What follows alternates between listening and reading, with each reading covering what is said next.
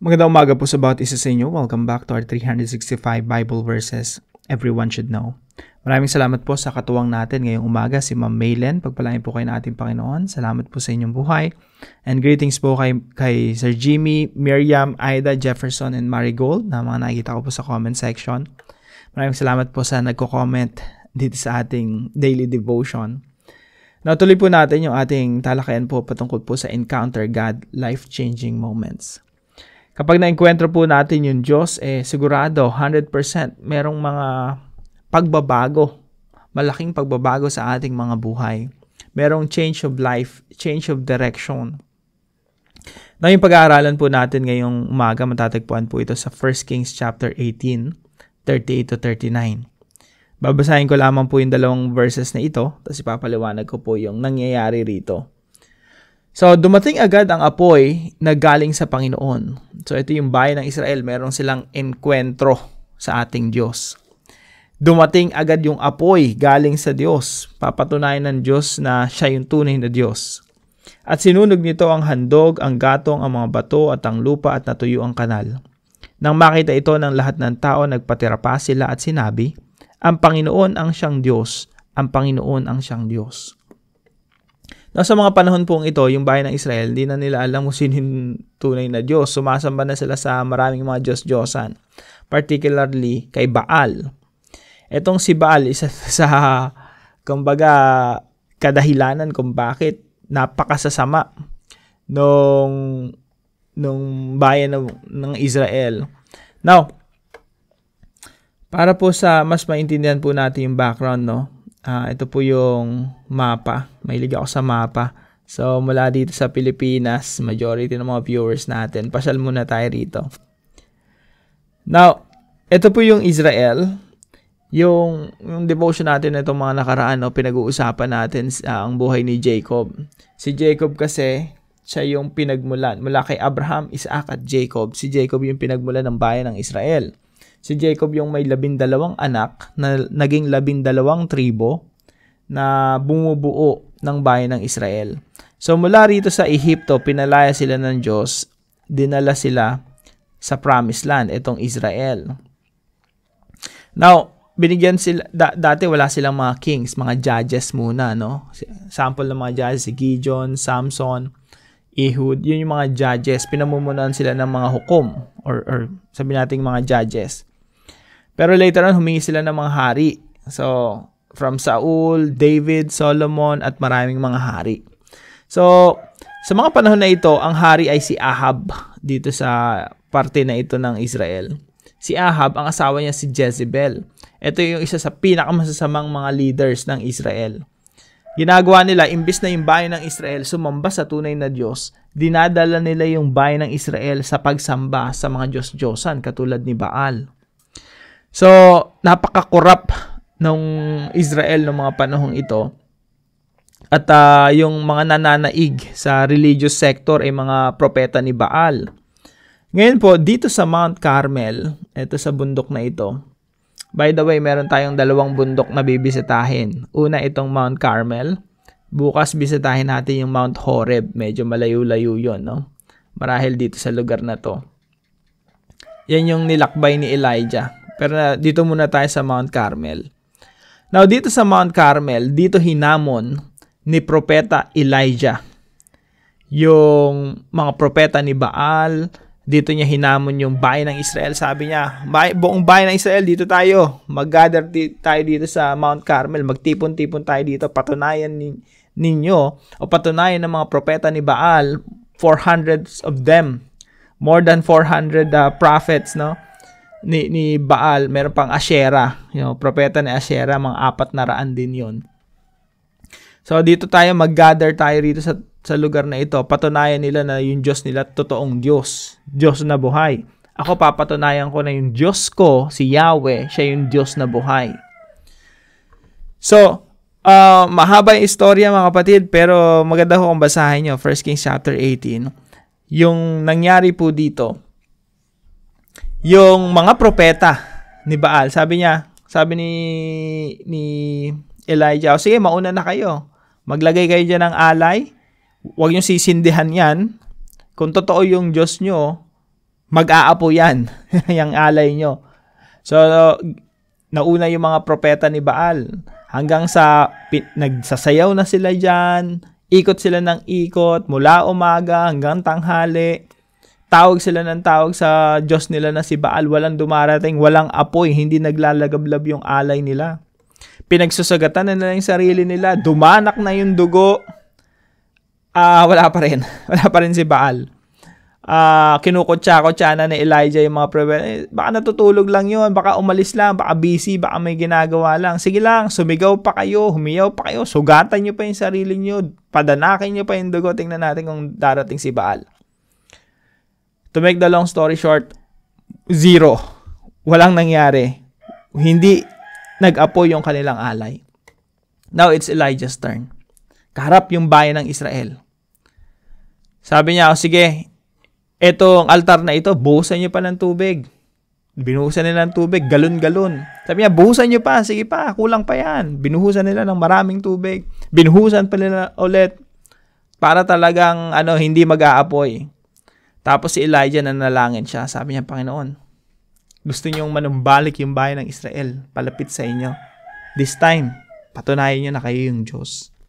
Pagkatapos manalangin ni Elijah, yung apoy mula sa langit, mula sa Panginoon. Ito po yung talata natin, no? Dumating agad ang apoy na galing sa Panginoon at sinunog nito ang handog, ang gatong, ang mga bato at mga lupa at natuyo ang kanal. Nang makita ito ng mga tao, nagpatira pa sila at sinabi, ang Panginoon ang siyang Diyos, ang Panginoon ang siyang Diyos. Napakaganda po ng istorya. Hindi kakasya ang 15 minutes na padala kayo ng istorya. Now, ito po yung teaching natin ngayong umaga. Number 1, a person aligned with God's purpose triumphs over the majority. Ulitin ko po. A person aligned with God's purpose triumphs over the majority. Ang isang tao, kahit nag-iisa ka lang, laban ka sa lahat. Kung ikaw ay aligned sa purpose ng Diyos, sa layunin ng Diyos, magtatagumpay ka laban sa majority. You against the world, magtatagumpay ka. Alalahanin po natin yan, lalo-lalo na sa atin ngayon. Marami sa atin nagdesisyon na sumunod sa Panginoong Hesukristo. Marami sa atin sumunod na nagsuko ng kanilang buhay sa Panginoong Hesukristo. Sinasabi ng mga kamag-anak nila, ano bang nangyari sa iyo? Nabaliw ka na. Dati ang ganda-ganda ng buhay mo. Ngayon, sinurrender mo yung sarili mo. Nag-Bible study ka, nag-aano ka. Pumangit na yung mo, naghirap ka na. So, marami tayong mga ganong sitwasyon, no? Pero tandaan po natin, kahit ano pa yung tingin sa atin ng ibang tao, if you're aligned with God's purpose, you will triumph over the majority. Number 2 po, God vindicates those who faithfully serve Him. Ano po ibig sabihin ng vindicate? Papatunayan ng Diyos na tama yung desisyon mo na maglingkod at sumunod sa ating Diyos. God vindicates those who faithfully serve Him. Just imagine this, no? Ikaw si Elijah, tumawag ka sa Diyos, tapos walang apoy na dumating. Di ba nakakaya?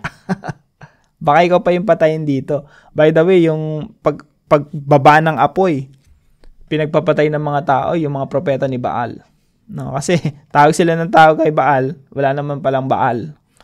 Di pa naman pala totoo yung Diyos-Diyosa nila. Pero dito sa istorya na to, pinatunayan ng Diyos sa lahat ng tao na yung Diyos ni Elijah, yung totoong Diyos. So sa atin rin po, yung Diyos natin, He will vindicate us. Papatunayan ng Diyos sa mga tao, sa mga nakatingin sa atin, pamilya, kaibigan, na yung desisyon natin na sumunod at maglingkod sa Diyos, yun yung tamang desisyon. God vindicates those who faithfully serve Him. And number 3 po, people's encounter with God leads to reconciliation and freedom. Yung mga tao po na naka-enkwentro sa Diyos, kagaya po rito yung bayan ng Israel, na-enkwentro nila yung Diyos, yung tunay na Diyos. Ito po ay nagdulot ng reconciliation and freedom. Reconciliation po kasi nanumbalik sila sa Diyos. Kung mapapansin niyo po dito sa mga talata, ang gusto po talaga ng Diyos ay manumbalik. Sabi po rito sa verse 37, Panginoon, dinggin niyo po ako. ito yung panalangin niya, no, bago dumating yung apoy, para malaman ng mga tao na kayo ang Panginoon, ang Diyos, at nais niyong silang magbalik loob sa inyo. Gusto ng Diyos na magbalik loob ang mga tao sa Kanya. Yung membro ng mga pamilya mo, ng mga kaibigan mo, gusto ng Diyos na manumbalik sila sa Kanya. At pwede nilang ma-enkwentro yung Diyos. At pag na-enkwentro nila yung Diyos, manunumbalik sila. Magkakaroon sila ng kalayaan mula sa kanilang mga Diyos-Diyosan, mula sa kanilang pinagkakaabalahan na hindi kalugod-lugod sa Diyos, busy-busy sa buhay na malayo sa Diyos. They will have freedom. Kung paano nagkaroon ng kalayaan yung bayan ng Israel for a time, no? At least during this time, during this moment, na pinagpapatay nila yung mga propeta ni Baal, nagkaroon sila ng kalayaan mula sa mga Diyos-Diyosan. At the same time, na-reconcile na nung balik, at least yung marami, palapit sa Diyos. So, people's encounter with God leads to reconciliation and freedom. And I hope and pray na yung mga membro ng pamilya natin, mga kaibigan natin, mga tao sa paligid natin, ay manumbalik rin sa Panginoon at ikaw yung gamitin ng Diyos. Ikaw yung gamitin ng Diyos para ma-enkwentro nila ang Panginoon sa kanilang mga buhay. So ano po yung application natin sa mga katotohanan ito? Number 1 po, be brave to go against the flow. Maging matapang po tayo na kumbaga sa ilog, languyin pasalungat yung ilog. Alam natin na kasama natin ang Diyos. Be brave to go against the flow of the world. Minsan mahirap talagang, madalas mahirap maging Kristiyano at magpaka-Kristiyano. Pero tandaan natin, kailangan nating maging matapang na sumalungat sa mundo. Bakit po? Number 2, there's God's vindication. Let's wait for God's vindication. Papatunayan ng Diyos na tama yung desisyon natin maglingkod at sumunod sa Kanya. Yung mga tao sa paligid natin, makikita nila yung testimony natin, yung paglilingkod natin sa Panginoon, yung desisyon natin na magsuko ng buhay sa Panginoon. Makikita nila yung testimony, makikita nila yung buhay ng Kristiyano. At someday, magiging Kristiyano rin sila, no? Yung mga mahal natin sa buhay na hindi paligtas, someday makikita nila na masarap palang maging tagasunod ng ating Panginoong Jesucristo. So let's wait for God's vindication. Kasi sa panahon ni Elijah, sa Mount Carmel, doon pinatunayan ng Diyos. Bumaba talaga yung apoy galing sa Diyos. At pinatunayan ng Diyos na siya, yung tunay na Diyos. At yung mga tao, nagsilapit sa Kanya. Number 3 po, let people encounter God through us. Hayaan nating maengkwentro ng mga tao sa paligid natin. Yung Diyos sa pamamagitan natin. Yung testimony natin, yung buhay natin.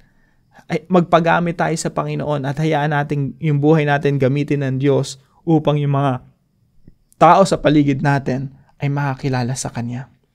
Let people encounter God through us. Alam niyo po, sa pagpapakita natin ng mabuting ugali, no? Pagpapakita natin ng kabutihan sa iba, na-enkwentro ng ibang tao yung Diyos sa ating mga buhay. Kaya posibleng gamitin ka ng Diyos, posibleng ikaw yung gamitin ng Diyos para makakilala at magsuko ng buhay ang maraming tao. At sila ay maging mananampalataya at tagasunod ng Panginoong Jesucristo. So let people encounter God through us. Para po sa ating discussion, are we at Mount Carmel right now? Nasa bundok ba tayo ng Carmel ngayon na maraming taong nakatingin? Tinitingnan yung ating mga buhay. Tinitingnan kung totoo yung ating Diyos. Are we at Mount Carmel right now? Nasa punto ka ba ng buhay mo na, Lord, please vindicate me. Lord, patunayan mo na ikaw yung tunay na Diyos at tama yung desisyon ko na sumunod sa inyo. Upang ang mga tao na ito, mga membro ng pamilya, mga kaibigan, ay maging tagasunod mo rin. Are we at Mount Carmel right now? So, sama po natin ito sa ating discussion. At paalala lang po, meron tayong discussion group paggabi pag wala kayong kadiskusyon. And mas maganda kung meron kang kadiskusyon face-to-face, no? Pero kung wala po, meron naman tayong online. Alas 8 po yan. From Monday to Saturday. Philippine time po, 8 p.m. So, are we at Mount Carmel right now? Talakayin po natin ito. And para po sa ating panalangin, Lord, I pray that you will use my life so that many people will encounter you. Lord, gamitin niyo po ako. Gamitin niyo po yung buhay ko. Vindicate me. Show my family and friends that surrendering their lives to you is the best decision of their lives. Lord, kaawaan niyo po yung mga mahal ko sa buhay. Pakita niyo sa kanila na yung pagsusuko ng kanilang buhay sa iyo, yan yung best decision na pwede nilang gawin. May they encounter you right now. In Jesus' name. Kung may natutunan po kayo sa devotion natin na ito, ay paalam niyo po sa comment section below. And please share this devotion to your family and friends. God bless you po. Pagpalain kayo ng ating Panginoon. See you po tomorrow, 5 a.m. dito sa ating daily devotion.